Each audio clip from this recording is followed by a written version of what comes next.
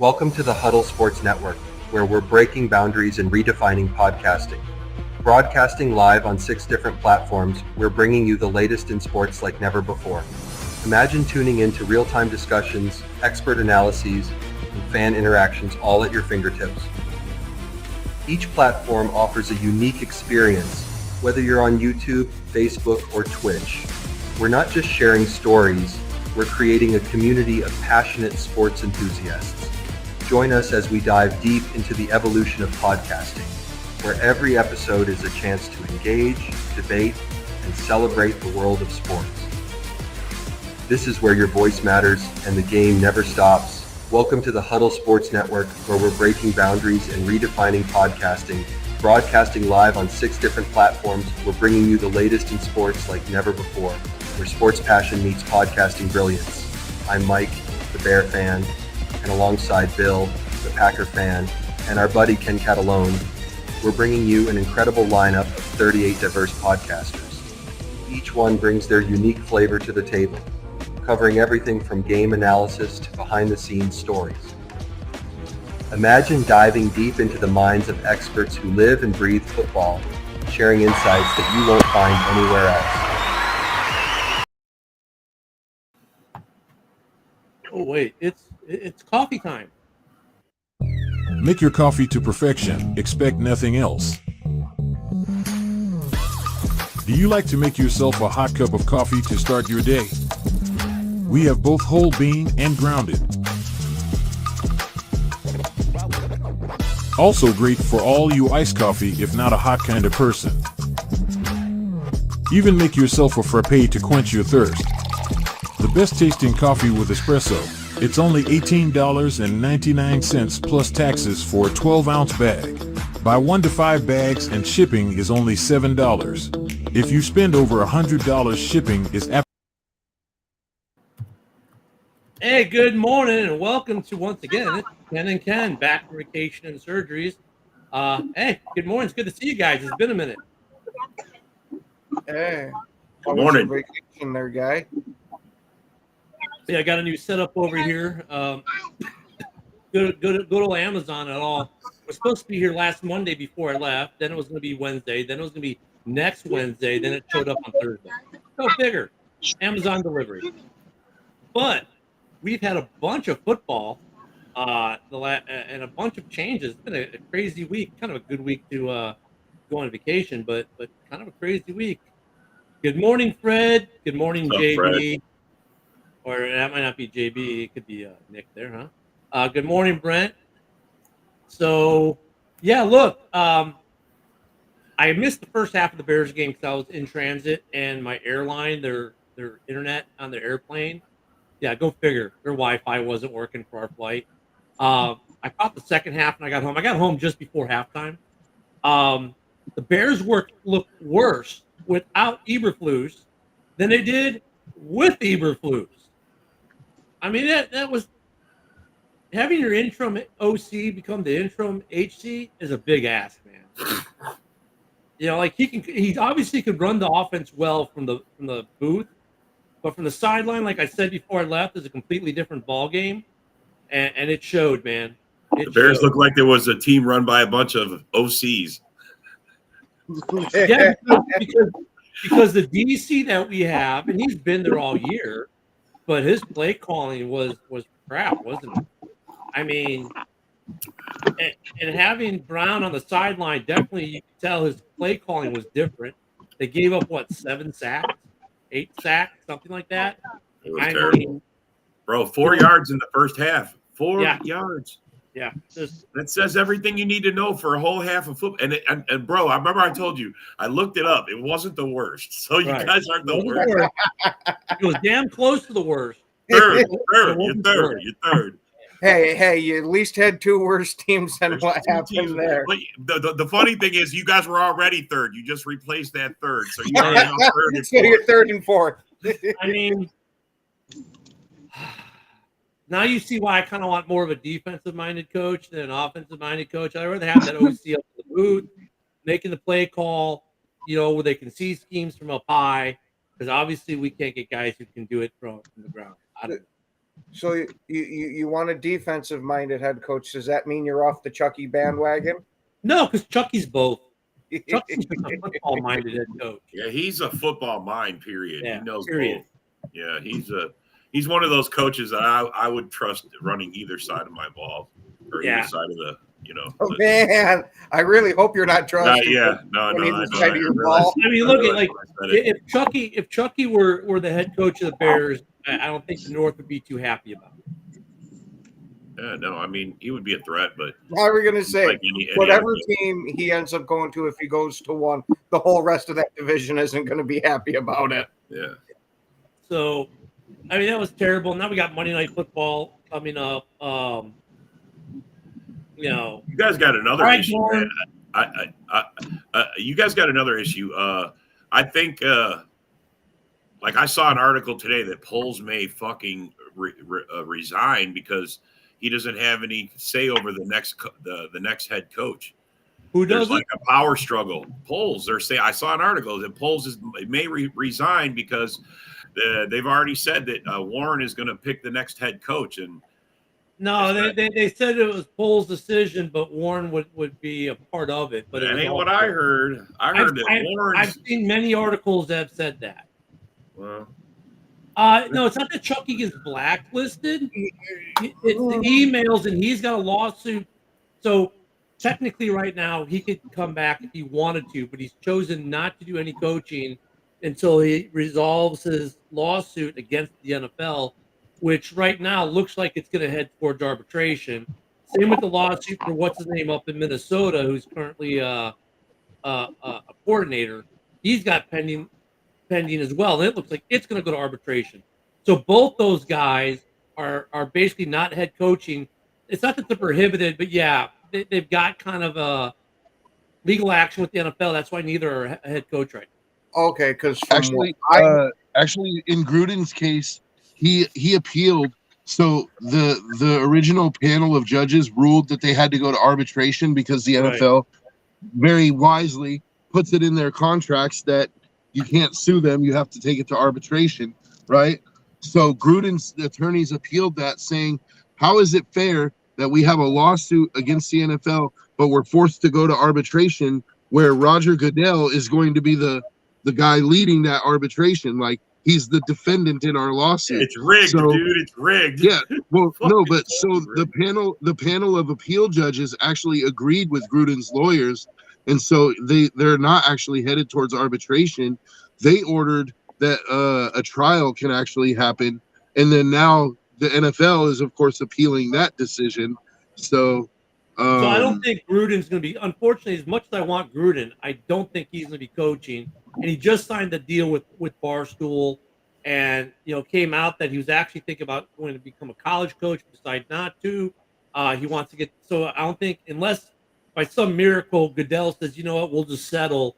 How about we just throw you a ton of money and be done with it or something? I don't know what they're going to do, but Gruden's is not going to take the money. Gruden has money. yeah. Mark No, Davis already paid him out, and Gruden Oh, said like he doesn't. This isn't about money for him. This is I about how he was unfairly well, targeted. That's what I was going to get to, Joe. Was Oh, sorry. they'll throw him a bunch of money. They'll throw him a Throw bunch his of thunder, money. Joe. Throw him a bunch of money and say, look, we'll admit that we were wrong and we did this wrong. We treated you unfairly, blah, blah, blah. Basically just try to do whatever they had to do to make Gruden happy, to make it go away. Because if this gets to court, going to court only helps one person, John Gruden. It doesn't help the NFL. They know this. They're going to try to settle. And probably the damage that would be done PR-wise is less by settling than going to court. So, and we all know Goodell's about his PR machine. So, but Gruden, unfortunately, I think is going to be out of the picture for the Bears or any team for the foreseeable future. And no John Dorn. I love John Dorn. No coach will go to the Bears unless they get to choose their quarterback. No, we're not getting rid of Caleb Williams for a new head coach. Sorry, Dorn. Yeah, and the NFL will do anything they can to keep that case from going to discovery. Yeah. They do not want their dirty laundry aired out. But So the problem is it's going to get aired. yeah, and it's they're going to get aired because Gruden isn't going to have it any other way. Like, We lost Joe. See, the NFL's trying to silence Joe now too. Yeah, I'm telling you. Joe was outing him. Timu Joe Rogan's been silenced by the NFL. But no, I mean, look at Gruden's got deep enough pockets and deep enough resources and powerful enough friends to make this happen. They messed with the wrong hombre, as he would say, and now they're gonna they did what some of these political types are claiming they are now. They did the FAFO thing, and they are going to find out from Gruden in a very big way. So if you're the NFL, be smart, settle it, say whatever he wants you to say, surrender, and move on. I don't know if that's going to be enough for Gruden, though. I don't know if that's going to be enough for Gruden, though. I think he wants to know whatever it is that was worth throwing him under the bus for. I think that's what he wants exposed. Like it was it was to get rid of the ownership group in Washington, and he was the collateral damage. Yeah, but I think there was more than that, is what I'm saying. I think that was like what was on the surface, but there's a reason that they sacrificed Gruden like they did. Well, yeah, because Joe, look at where the Raiders were at that point. They were an ascending team they were winning. Yeah, that was going places. Oh yeah, after they, look at ever since Al moved him from Oakland to LA, and then back to Oakland, and then his son moves him to Vegas. The NFL was not happy has never been happy with the Davis family. Has always had an axe to grind with the Raiders, whether it be the players they sign, the ownership, the moves they make. The Raiders have always been, look, we're going to do what we're going to do, and the NFL has always had a revenge spot for them, and it's just more of the same. I mean, the only people who are happy about where the Raiders are in the league right now, besides the rest of the AFC West, is the NFL. If it was up to the NFL, the Raiders would be a one-win team every year. Yeah. I think there was definitely more than one reason, is all I'm saying, with the Gruden thing. Like, I agree with you, Ken. I think they saw, oh, hey, Gruden is actually turning them around. They're 3-0 right now. Like, they're starting to come out of that fog. They're starting to come out of that losing shadow. And, then they wanted to get rid of Snyder, and so, but I think there was more too. I think that there's more even than that will come out if Gruden doesn't. Holy shit, it's Adobe. Sorry. There's even more than that. Yeah, so I mean, they messed with the wrong hombre with Gruden. I mean, the NFL. But here's the sad part: even if Gruden gets his way, with the memory span of these NFL fans being about the same as a hamster, they'll be outraged for about a week, and then some trade will happen, and they'll forget all about it. That's the reality of it. I mean, it's just like, come on. No, they don't need Mike. The NFL doesn't need the Cowboys to win Super Bowls. They like the Cowboys where they are too. You know why? Because they still generate enough revenue and buzz in their current state to make them money. Look, if you notice, like Kansas City being the powerhouse it's been for the last decade has been great for the NFL because it's opened up a lot more fans in the Midwest. They're making more money. If it were Dallas, the money doesn't really change. But if it's KC, if it's Seattle, if it's any team not in the NFC North, they generate money because NFC North generates money. Bears fans are going to Bear fan. Packer fans are going to Packer fan. Lions fans, even when they win 0 games in a season, are going to show up, albeit with bags on their heads, but they're going to show up. Viking fans are going to show up. The North is a self-licking ice cream cone. It's going to generate the money it's going to generate. I mean, even with the Lions doing well for the last 2 years, it hasn't really generated the NFL a huge, a bigger surplus of income. But when a team like Kansas City does it, or a team like Houston does it, or a team like Baltimore or Miami, it generates that influx of cash. So for the NFL, the Cowboys being a perennial, it was so close, we were almost there, team, is perfect for the NFL because Jerry's still going to be out there being Jerry, saying bombastic things, spending tons of money. And Cowboy fans are still going to run around saying they're America's team, spending tons of money, and life is going to go on. Mhm. The Cowboys haven't had to win a Super Bowl in 30 years, and yet their fans still show up week after week after week after week. They still buy the jerseys, and they still buy the hype every year. Oh, this is our year. We're going to the Super Bowl. Don't forget, they still break their TVs in January. Yeah, Yeah. oh yeah. So the TV manufacturer Well, have and Hey, Go ahead, Jimmy. Luca is Roger Goodell's private ball washer. is Unless, Luka even here yet? yeah, Luke is in the chat. But anyways, unless the Cowboys fans finally got intelligent enough to buy that $15,000 unsmashable TV. I highly doubt that. Smashable TV. I think that's half the fun for them. It is they you have- always see there's always a camera recording when they're breaking their TV. It's either their families have seen this so many times they know it's about to happen, or for them it's kind of cathartic that hey, we suck, but I broke a TV. Hey, I mean, Ken, I think it's more the fact that, well, hey, we're not going to need this money on playoff tickets. Think about this though. I mean, Philly fans, you let them make a Super Bowl appearance once every decade or so, and then that sustains them. Washington fans, you just keep throwing them in the tumbler, and they're fine. Let them have a close to 500 season. They're good. They're going to show up in droves next year to all hail, right? I mean, if you look at a lot of these NFL franchises, they're right. They always play that bubble just right, and the teams where they need to bring markets up, all of a sudden ascend and do well for a period of time. And now when the AC falls off eventually, and they will fall off, they'll be like, okay, they'll be sustainable for another decade or two, and then they'll have to do something. So, with all the reports that came out that the McCaskies and Poles were fighting in the offseason because he wanted Flus gone.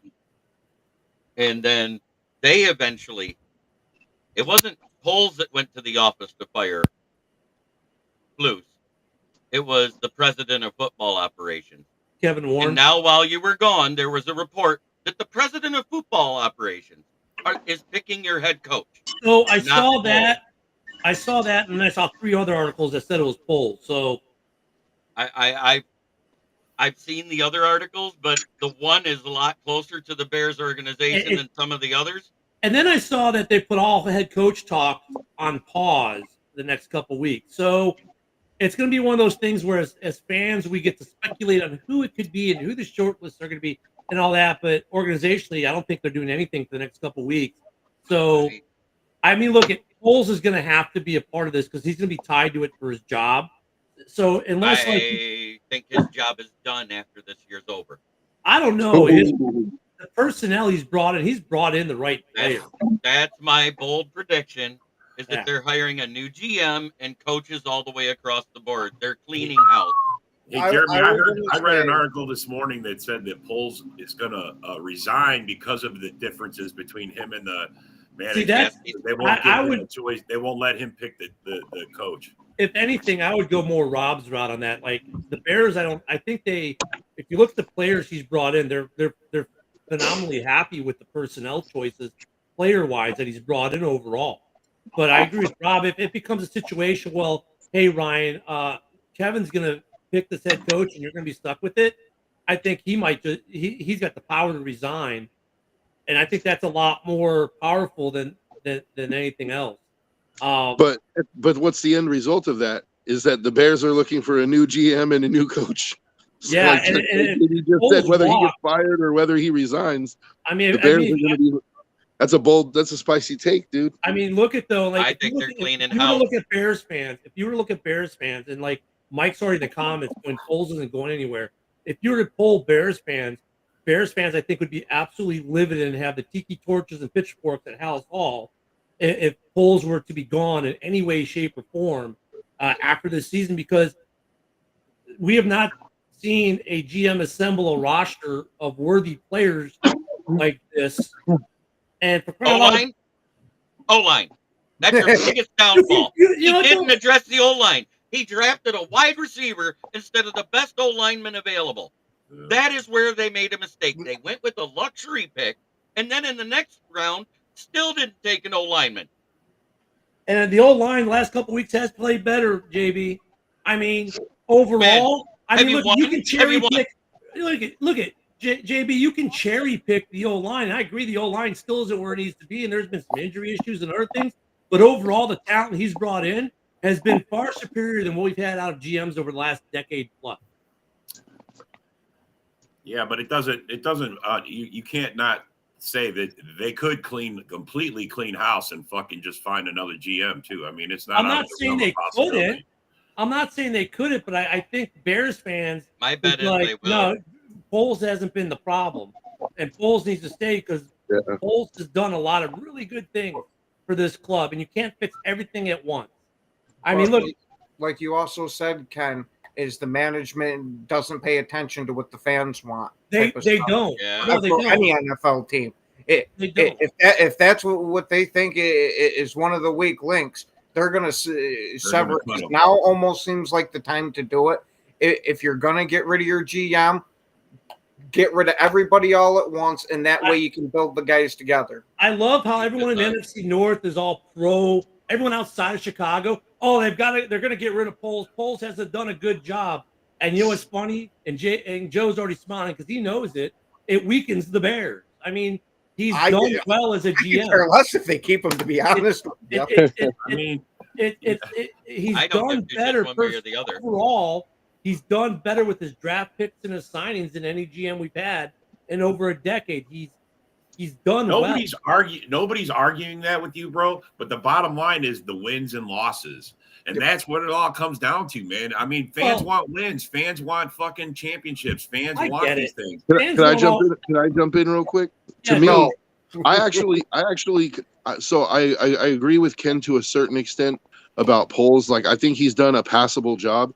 And like, I think it bodes well for him that he wanted to fire Flus before the season started. Yeah. Like, and they wouldn't allow him to. Like, he wanted to make the right decision and he wasn't allowed to. But I think that, like, the Bears, if they do end up firing him, it's sort of like, hey, thanks for building this roster for us. Now we'll see you later. It's like, we're going to go in a different direction. Like, it's kind of screwing Poles over, dude. Like, When you talk because about I think Poles has done a pretty decent job the last few years, especially considering how he managed the draft. Like, I do agree with JB though. Like, not taking an offensive lineman was a huge mistake, you know. But I mean, the thing is, you got Rome, you got DJ. Like, you have the wide receiver core now that most of the league would be envious of. Like, now going into this draft, you know what you have to work on. Yeah. There's only one position group that needs, like, your full attention. You know what I mean? And hindsight is always 20/20 on personnel, but they thought they had a better offensive line than what they actually put on the field and look, there were some mitigating factors in there with injuries and stuff like that. There were some mitigating factors. It doesn't wash it all away, but we're good for now was kind of the mentality. He didn't say they were great. He was happy with it now, and you can't fix everything. And that luxury pick of Rome Odunze set you up at a receiving core for the next 5 years. And this year wasn't about going to the Super Bowl as much as it was growing Williams and starting to I'm going to beg to differ. Every single fan, as soon as you got done with the draft, we're going to the Super Bowl. Yes. We got a league MVP. And you guys, Ken, you're on record saying hold on. JB just made a claim that's untrue. Show me the receipts of me saying that, JB. I didn't say you said I'm a Bears fan. But you're also a podcaster. I'm talking about your average Bear fan out there. Every single one I know, of but them Ted, you were on record saying you guys were going to get 10 wins. You had 7 with the. He had him at 15-2. He had him at 15-2. No, I remember that. I remember the pickup night. I'm just saying. But in the beginning, in most of the offseason, he was like 10 wins. You guys were even Woody came out and said, "Look, we won 7 this year. We should at least get 10 with what Poles has done with the team." I'll go ahead and say it. I said the same thing. I said anything less than 10 wins would be a disappointment for this team. Exactly. With the roster that they had. Here's the wonderful thing, guys. We got the receipts. You can go back, and I even gave you 3 tiers of what could happen with the Bears this year, right? And I did give you 3 tiers. I said I gave you 1 tier. I said you're going to win 4 to 8 games. How many have you won? JB. Once again, JB, you've proven that you're the smartest man in podcast. I mean, that's not the point. I gave No, I'm just I gave saying. I gave 3 different tiers of where the Bears could end up this year, and they're going to end up on the bottom one. That's fine, but Hey, JB, I'm curious to know, why did you think that they were a 4-win team before the season? Like Because of the when O-line. The O-line Okay. and the coaching, 100%. I And I just thought it said was that. coaching. I thought they should have got rid of fucking Flus last year.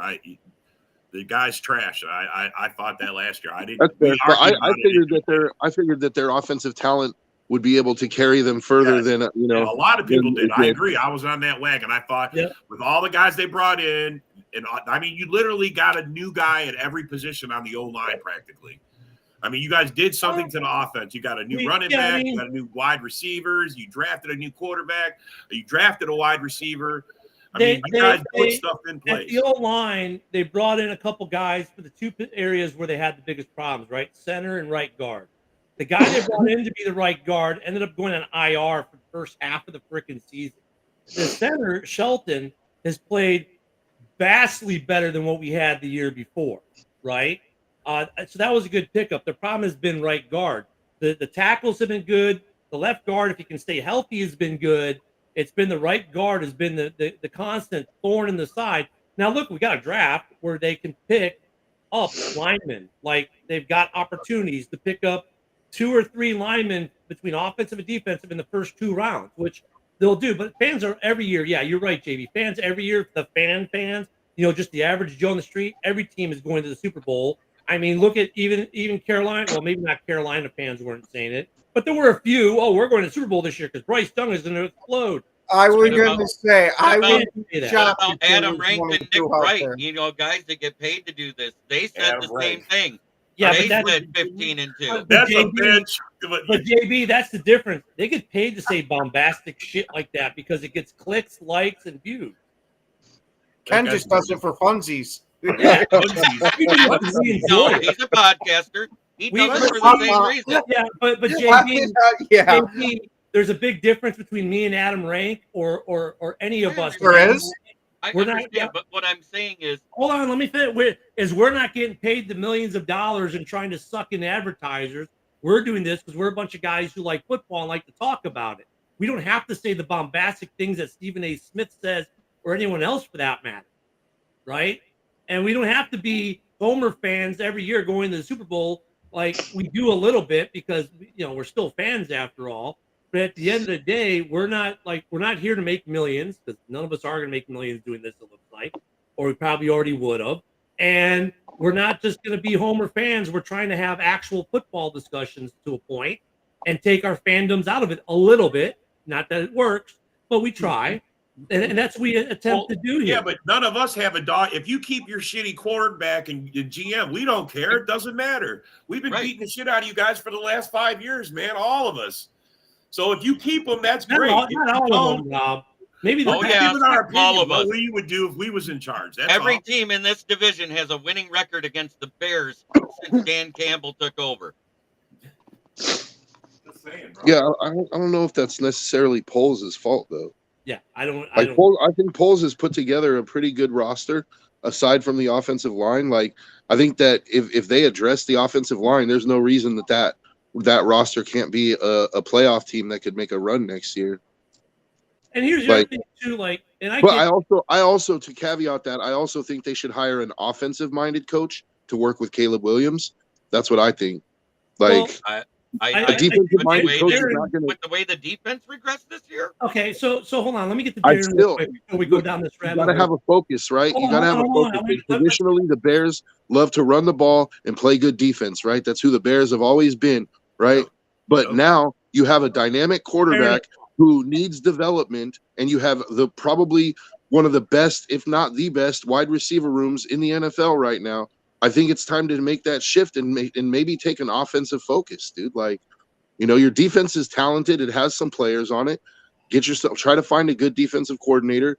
But I would make my head coach an offensive-minded guy so he can work with Caleb, because you've never had a quarterback that was as talented as Caleb.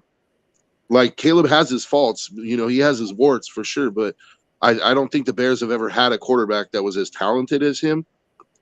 But you have to find a way to unlock that talent, and I don't think Eberflus or a defensive-minded coach is going to be able to do that. That's just my opinion. So to Darren's comment that I tried to get to earlier before it disappeared.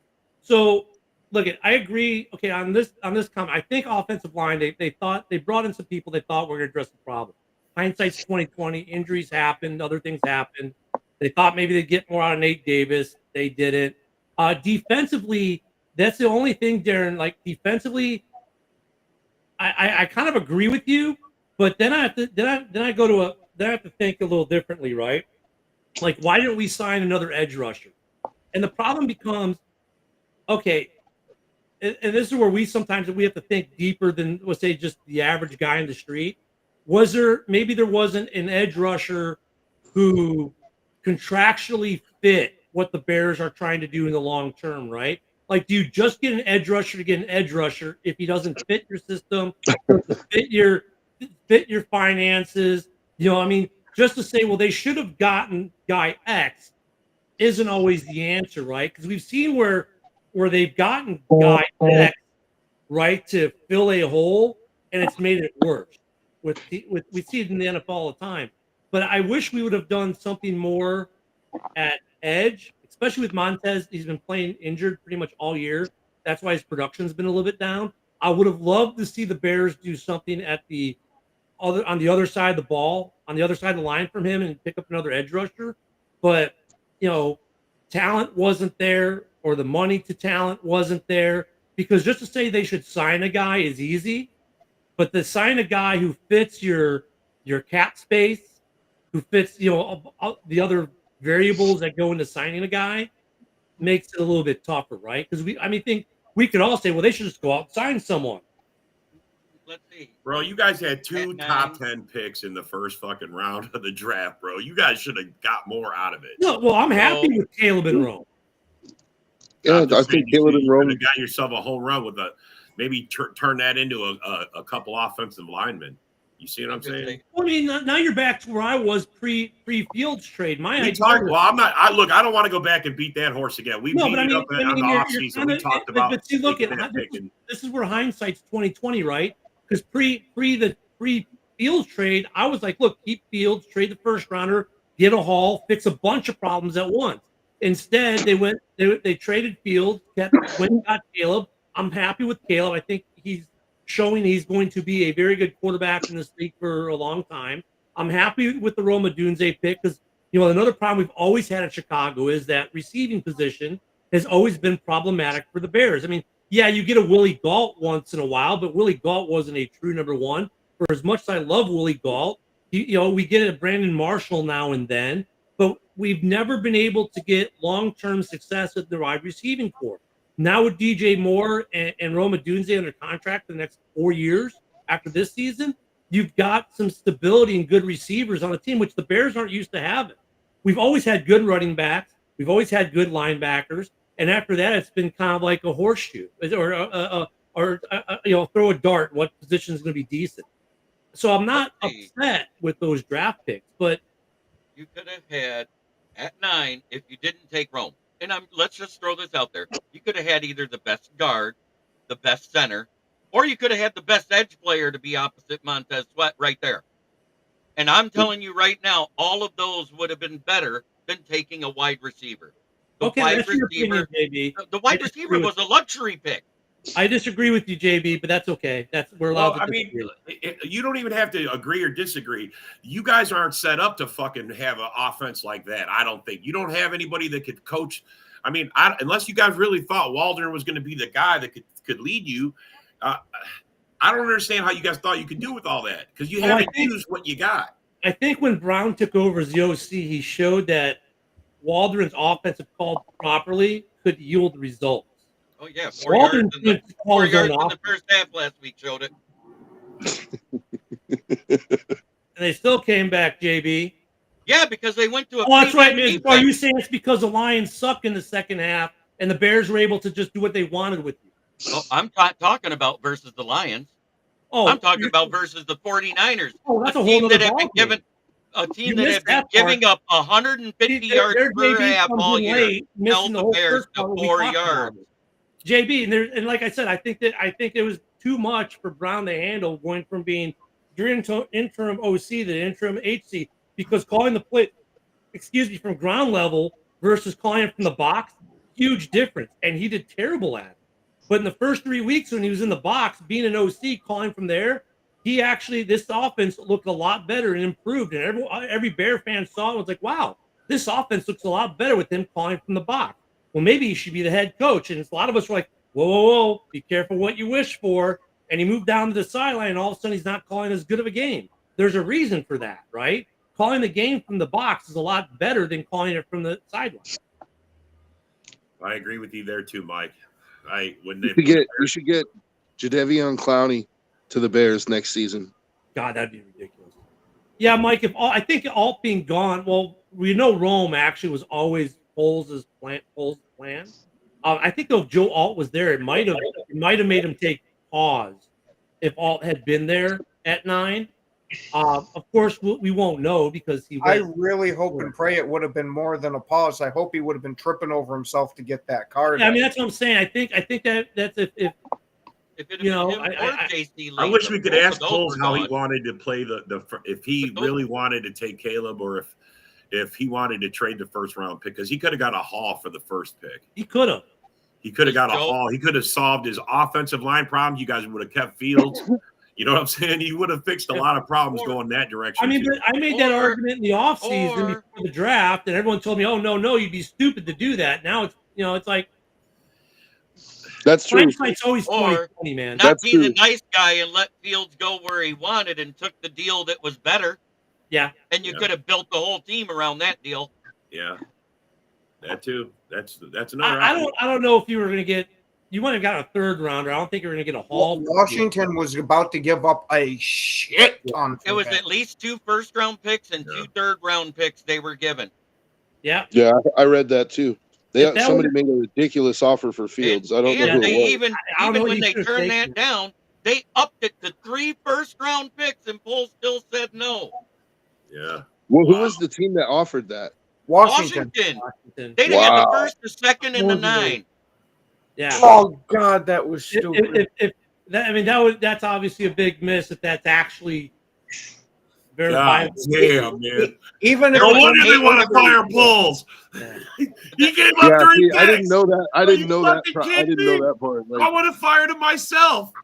yeah, that's I fired him after Big the man, trade. Caleb, Yeah, I mean, look at hindsight with all these moves is always 20/20, right? They shoulda, coulda, woulda. I mean, they were looking. I think they thought they were in a lot better position than they are personnel-wise in the line to start the season. And coming out of camp, they thought they were better. And then all of a sudden, your starting right tackle ends up on the IR for half the season. And Nate Davis, who you thought, well, maybe this guy will be better, because look at when he played in Nashville, he was actually pretty damn good. And then he comes to Chicago, and it's like, yeah, I got paid, so enjoy. I mean, come on. Oh. Additional 6th-round pick versus 2 firsts and 2 thirds. no, Yeah, 3 get it, first. JP. They upped it. They Wait, upped I hold it. know, on, but JP, I'm just let me saying, get and then let me they get the upped horse it. for you I'm to just saying beat the more. initial offer. Let's That's get the horse for you to unforgivable, dude. And 2 thirds. JD, we got it. You've already beat the horse instead. I know. I'm just saying. That's unforgivable, It's dude. dead. It's beat dead, JD. We got it. It- We can't. We're trying to relitigate the Justin Fields trade. I get it. I was for either keeping him and getting a haul, and if the haul for Fields for DC would have been true and apparent to everyone, I think everyone would have said the same thing back then too. Here we are now, 3/4 of a season later, trying to relitigate the past with hindsight that's 20/20. I got it, JB. I got it. So it'll be interesting to see what I'm going to be. Monday night is going to be interesting to see what the Bears do. I like how you phrased that, because it makes it really seem like they're not going to do anything. Well, I mean, because honestly, I think Brown, like I said, I think he was a good interim OC. I think making him the head coach was a mistake, but I mean, I kind of get it why you do, because that's usually but because the interim, our DC was kind of a DC in name only, so I kind of get not promoting him. And Brown had shown promise in the 3 games, right? That he had been the OC, so I kind of get it. And then It's not like you're going to go outside of the organization to hire a head coach, interim head coach, right? Teams rarely, if ever, do that. So you're kind of in a rock and a hard place. I mean, but it is ironic that the Bears did worse without Flus than they did with Flus. So this whole situation went sideways. Disarray, man. It's completely gone backwards. You know, I think the Bears should consider for their next head coach. I think they should consider Doug Peterson, dude. No, I'm being dead serious. Like Jacksonville doesn't have the talent that Chicago has offensively. Like, and he has a proven track record, man. Just because it didn't work out in Jacksonville doesn't mean that he's a bad coach. Well, he had coached somewhere else and it absolutely sucked before he went into Philly. Oh, he won a Super Bowl with the Eagles. Yeah, but wasn't he a head coach before that somewhere else and absolutely sucked there? I mean, it's hard to argue with. You know, he won a Super Bowl with Nick Foles, dude. Like, and then he fell completely apart for 2 years in a row in Philly. Yeah, but Philly. Look at Philly now. Like, look what happened to him last year, and now they would just won 9 straight, and now there's more Philly's drama coming out in Philly, like because they Brandon Graham. Yeah, like, so I don't know. You know, I don't know if it's all his fault. And I'm just looking at who's going to potentially be available. Like, I think you could do worse than Doug Peterson. I think he's an upgrade from Eberflus, if I'm being honest. I think Doug Peterson's became the Mike McCarthy of NFL the way he's coaching because he's going archaic and he's been playing. That team, roster-wise, the entire time Doug Peterson has been there, is better than the New York Giants, yet they have the exact same team successes. So as a head coach, he's got 2 head coaching stints, Philadelphia from 2016 to 2020, and then Jacksonville. They took 2 years off, and from 22 till now, the Jags. Okay. For some reason, I thought he had another stint before Philly. His regular season record right now is interesting. 62, 63, and 1 is his head coaching record for regular season. For postseason, he's 5-3. He's obviously got a Super Bowl victory as a coach. I'm calling it now. 3rd time's the charm. They're getting Josh McDaniels. No, I said the right thing. If the president's looking to coach again, it's Ryan Day next year. Vrabel's an interesting name that's been tossed around a lot too. That's who I would put higher up in my tier. I wouldn't say he's the guy, but I would have him in the tight group at the top. I would say ask Foles, but he doesn't know either. But it just depends on who you're going to have as an offensive coordinator then. But at the same, yes, because that's been the downfall of Mike Vrabel. He's had bad offensive coordinators that were bad with quarterbacks. Great with running backs, great with wide receivers, but their quarterback play never elevated past what it was the entire time he was there. See, that's the thing. It's like, I don't mind if it's a defensive-minded head coach if they've got a good history of hiring OCs or quarterback development. If they got a good, track record. Vrabel's hired a couple good offensive coordinators. What about Aaron Glenn? That's a good take right there. I like Eric Glenn. I saw the article about Eric Glenn about how he wants to handle his head coaching aspirations, I guess is a way to say it. I think he's going to turn some suitors off that way, the way he's kind of talking. That wasn't Aaron Glenn that said that. That was Ben Johnson. I have the quote right here. How he's not going to chase. If he goes, he's expecting. You don't want much, Mike. If he goes to interview, he's expecting that the job is already. I'm like, that was Ben Johnson. That was Ben Johnson, not Aaron Glenn. Not Aaron Glenn. I'm sorry. Yeah, Ben Johnson. Somebody ask the McCaskies who they want, and then we'll know. Well, Virginia. I don't think they know who they want until 5 minutes before they make the hire. I mean, it's going to be Norv Turner. Someone's got to have Norv Turner to the Bears. Norv Turner to the Bears next year. Norvell Turner. I'm wondering if Ron Rivera is interested or is going to. I personally wouldn't want Ron Rivera as head coach. He's not a bad coach, but I personally just don't like him as a head coach. You seen the collapse that they had down in Carolina. Yeah, and then you've seen the middle and aspect they had in Washington. Granted, I will give a bit of an asterisk to that because of how shitty the management Right. is. Look at I Darren. mean, when you look at the collapse in Carolina, a lot of coaches who have long tenures do go through that to some degree. And then he went to Washington and he started turning an organization around before Dan Snyder kind of self-sabotaged the organization. I mean, so Rivera, look at Bears fans will like it because he's an 85 Bear. I mean, his name's gonna get brought up by Bears fans probably in general, but I'm wondering if he's not maybe actually not a bad prospect. You know, Had 1, 2, 3, Tell you, man. Until you guys 13 just years in the NFL and winning Yeah. season. He's had 1, 2, 3, 4. Basically, he's double exactly what Doug Peterson is. 102, 103, and 2 ties. Yeah, so, I mean, I'm not a big fan of Ron Rivera as a head coach. Again, with him, he's had a little dabbling with the offensive side of things. And the Yeah. years that he didn't have a good offensive coordinator was the years they had good records. Yeah.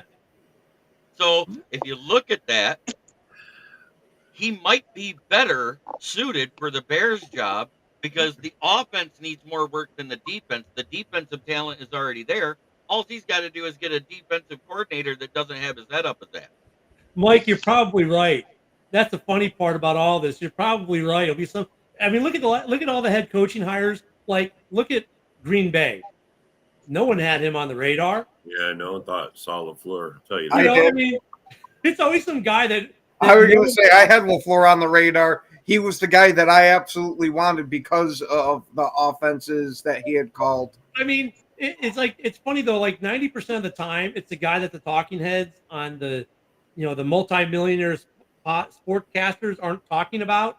All of a sudden, it's the guy who gets hired, and they're all scrambling like to say how great it was or how bad it was of a decision to kind of protect their own ego sometimes. Ooh, What that about Bill reminds Belichick? me of a certain Raiders team that had a certain analyst become a GM and make the greatest pick ever in the history of the draft. Henry Ruggs? Who, Max Crosby? No, Max Crosby. I'm talking about Mike Mayock and Yeah, I know. And he drafted Max Crosby. So Yeah, no, that's one of the greatest you draft picks. you know that's not who I'm talking about. I No, know. I don't know who you're talking about, but I know he drafted Max Crosby in the 4th round, and that's one of the greatest. If you look back, that's one of the greatest picks ever made because Max Crosby is a first-round talent, absolutely. So Amon Ra in the 4th is pretty good too. yeah, Amon-Ra is a great pick too. There's But a lot he's of over here trying to shit on Mike Mayock, and like Mayock had bad luck with the early picks, but his late yeah. round picks were Yes, gems, dude. Clelin Farrell? Yes, Mike is.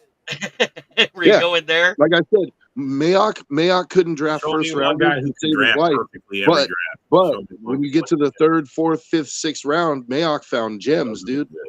I Mayock think found, and it wasn't just Crosby. I agree. He got with Nate that. Hobbs in the 5th round. He got Hunter Renfro in the 6th round. Like, and Renfro was good for us for Well, a good Nobody while. had Dan Campbell on your guys' radar. Nobody would have thought Yeah. Dan Campbell. I mean, there's a perfect example.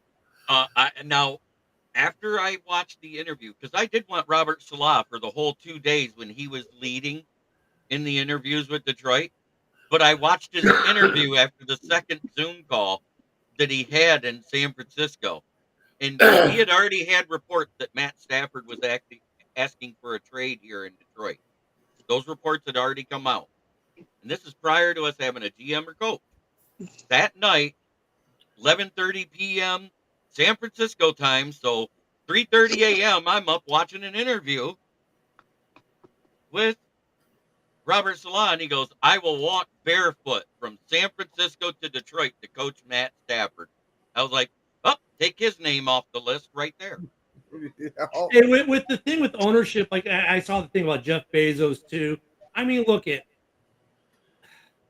ownership. I get they're the next default people you blame when you're not having success.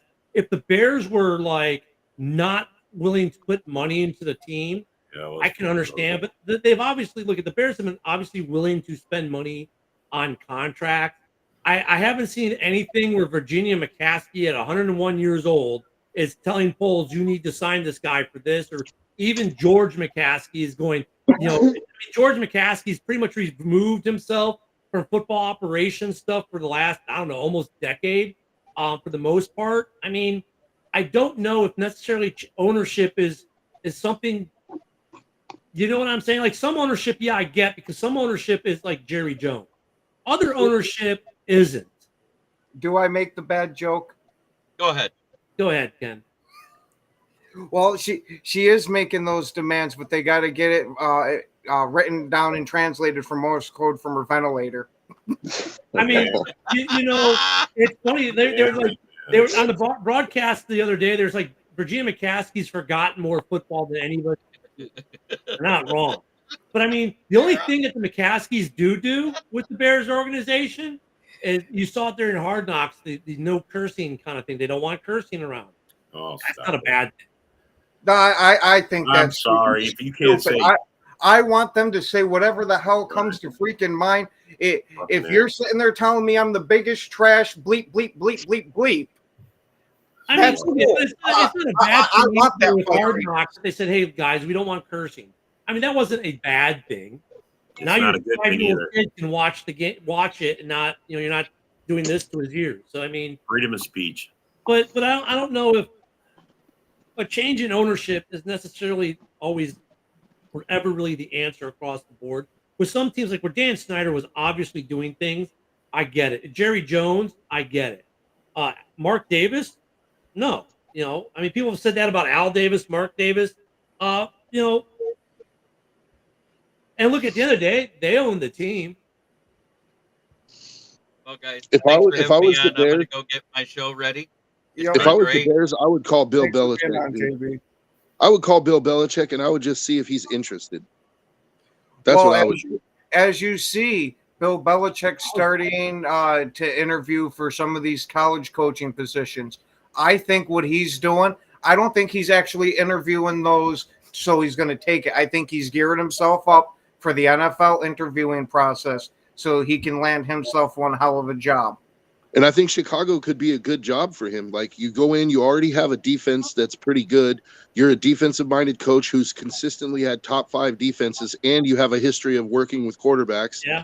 Like, I think he's the kind of coach that could absolutely get the most out of Caleb Williams, one way or another. Like, either Caleb is going to cut the mustard or he's going to be out of there. I was going to say, do you really think that Caleb Williams could mentally take the type of abuse that Belichick gives to his quarterbacks? Because we heard Brady talk about the shit that Belichick used to do. And I think that might break Caleb. Then Caleb needs to go.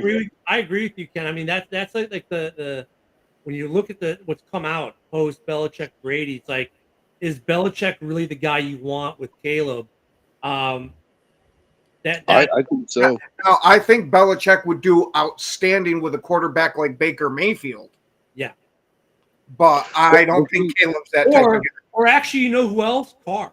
I think Belichick Carr would do well with Belichick because they share a similar type of football mind. I mean, I don't know who the right head coach for Caleb is, to be honest with you. I'm telling you, Ken, put it in the Bears' head to come give me a call. I'll make sure they win every game that they have, except for against the Packers. Green Bay. And Darren, your bad takes, dude, are bad takes, dude. I know that's with your show, you're full of them. But I mean, dude, they thought they had enough on the offensive line and injuries happened. Defensive line, I tend to agree with you. I would have liked to see another edge rusher on that defensive line, but they obviously felt there wasn't a free agent that made sense for them this year. And I mean, hindsight's 20/20, but I thought they probably thought they had a better offensive line than they did. But Darren, the bad takes are evident. I mean, but hey, Darren, you're not allowed to talk. You're not first place. Those are your own words. See, but you I'm definitely going to go ahead can't and say, Ken's been made to eat Bill his own Belichick words would be enough. He the can make perfect somebody else eat theirs every once in a while.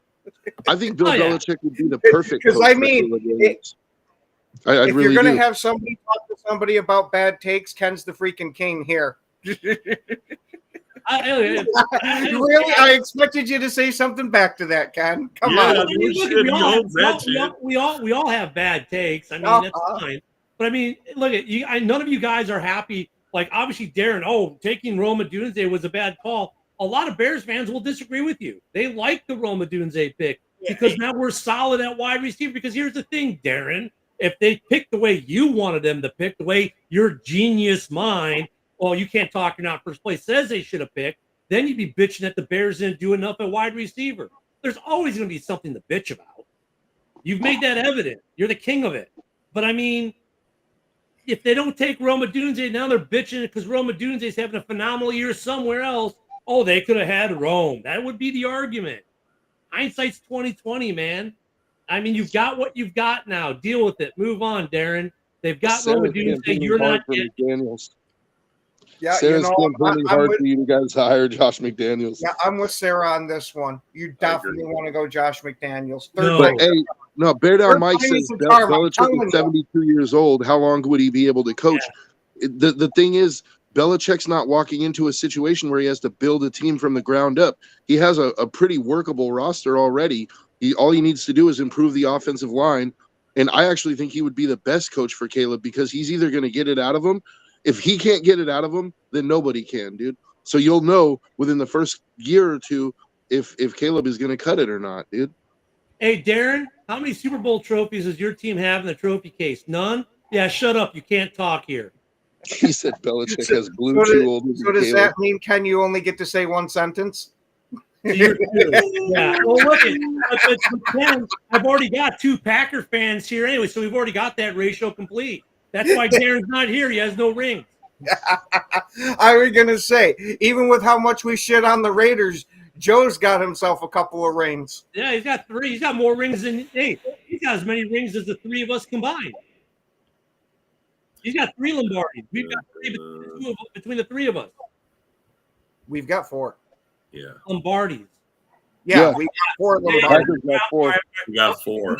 I don't know why I'm stuck in that. I was thinking that that 1980 on, our lifetime. You're stuck in 85. We know. No. You know you're stuck in 85. That's the biggest. If we're gonna say our lifetime, we got to go by 1990 since I'm the youngest one here. Yeah. 85's like it's so far behind us now that. Well, I mean, I'm 72. I'm 72. So since I've been born, we've only between you, me, and Rob have 3 rings. Have 3 Lombardis. I mean, Joe at least has got rings, but Darren, that's why Joe can talk and you can't. He's at least got Lombardis in our lifetime. He doesn't have a 13-win season and lose to the Giants in a blowout in the first round. Let me thank you guys again for blowing that because that got Daniel Jones the contract and got Xavier McKinney over into Green Bay. Thank you again. And guess what? The Vikings will probably get blown out in the first round again this year. It's a Vikings tradition. Oh. I mean, look, there's some interesting. The sad part is I actually agree with you. I do think the Vikings are going to be one and done in the playoffs. They're always a pretender, man. I have a feeling. And now they're going to overpay their starting quarterback this year, or they're going to dump him and say JJ's the Messiah, and he's end up sucking. But I mean, that first playoff game, dude, Darnold is going to all of a sudden regress to old Sam Darnold. Like the ghost of Sam Darnold is going to come back, and he's going to fumble the ball 3 times and throw 2 picks. No, watch, because we're all saying this now and laughing our asses off. Some of the bitch is going to throw 5 touchdowns and have a perfect passer rating. Hey, Darren, be like Ken and I, where we no longer have to work days, and maybe you too can be as cool as us. But I mean, that's Joe. Going back to your take on Belichick, I hadn't necessarily thought about it in that way. I mean, you're right. He could force it out of Caleb, or Caleb could sink. I mean, but I think that's the problem, though, too. Therein lies the problem, because I think Bears fans, and legitimately so, are excited for Caleb because of what he's shown, that they don't want to risk that. They're being risk adverse. There is some risk. No risk, no reward, man. Yeah, but to me, with the kind of talent that Caleb has, you got to find somebody that's going to at least match partially with his personality. Because, hey, he might not be able to do it with a Belichick type of system. But say you give him one of these, say you give him a Matt LaFleur type where he's more your buddy, and every once in a while he'll get on you. that might be more of what Caleb needs type of thing. I mean, and maybe Belichick learned from the end of the Brady years and the Mac Jones years. Oh, no. I 100% believe he is stuck in his ways, and he is going to say, look at all these fucking Super Bowls I got. You want to bitch to my rings. Yeah. I can truly see him saying something to that effect. And on that note, we'll see y'all tomorrow. JB in an hour of droning about how great the Lions are next.